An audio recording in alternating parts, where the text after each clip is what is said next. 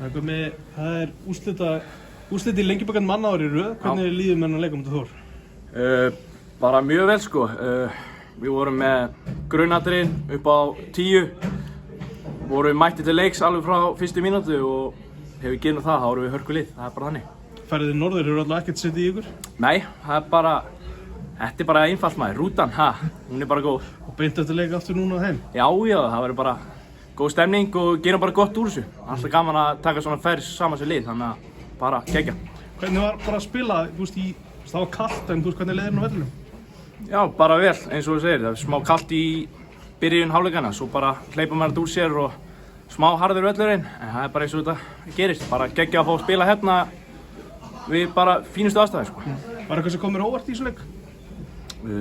Já, ég held nú að þeir myndi koma kannski aðeins svona grimmari og fastari í okkur, sko.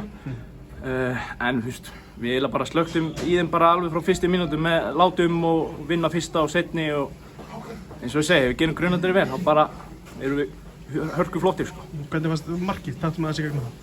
Já, bara mikið pláss á bakvið, þannig að ég bara nýtti mér það og fer hana yfir á hægri, kloppa hann og setja hann upp í skeytin eiginlega.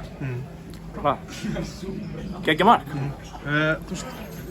Þeir eru að fara að mæta KR núna í úrslitunum. Hvernig líst þér á það?